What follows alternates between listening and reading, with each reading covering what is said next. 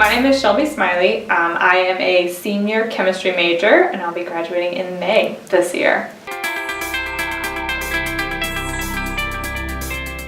So I chose chemistry. I originally wanted to be a doctor, so that's where I kind of started out. It was my sophomore year of high school. I took a biomedical sciences class and I knew at that point that that's where I wanted to go. And it was just kind of figuring out that major. So I was like, well, there's biology, there's chemistry, and where should I go? And I took one course and said, I like this. I liked the study of chemistry, but I knew I didn't really like the inorganic or the different side. I liked how it applied to our body. So I picked that and but basically just fell in love with the science.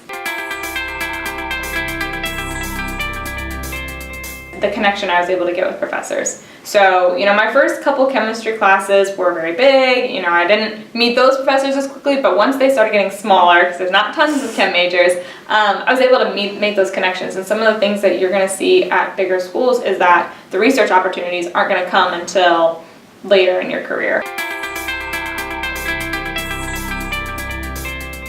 So a lot of times people think that traditional, you can get a PhD and go to teach and research, or you can go be a doctor, but there's so many more things that you can do. You can go into pharmacy, study forensics, or in food science. So there's really just anything that you would need that kind of research for.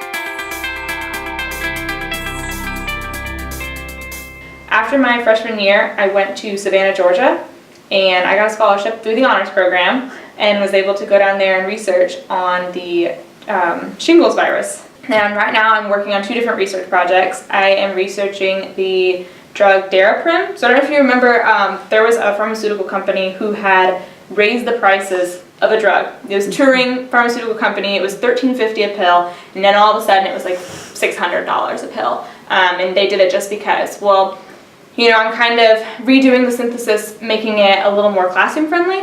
And the message that I want to get out of this is showing, I want to eventually have our organic classroom do that during their sophomore year here at IPFW. And then when they do that synthesis, they say, okay, see how you could do this? These people out here are raising these prices and making it more unattainable for people to get the medicine. So kind of having a message behind it.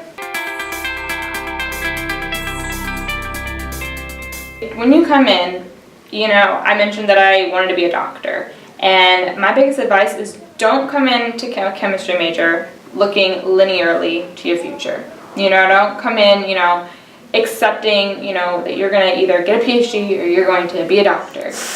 Look at what chemistry is teaching you and figure out what you love from there. And that's one of the things that I struggled with a lot when picking what I want to do after my degree was, I thought that there were two options for me, and I was like, what if I don't want either of those options? And so finding out, okay, what portions do you love? You can look at chemistry as the 5 main, subjects of chemistry, or you can look at chemistry as a skill set that gives you those problem-solving skills and that love for finding out what things are made of and how can you apply that to your field of interest. So when you look past, chemistry as just a means to an end, you can see other different options. My goal is to work for a pharmaceutical company and working in drug delivery. So after the new drug has been approved, clinical trialed, anything that's not, put into a pill and swallowed, how do we get that in the body? And how do we make sure that the body doesn't reject it, our method? But I want to be able to be that middleman between drug and person. So.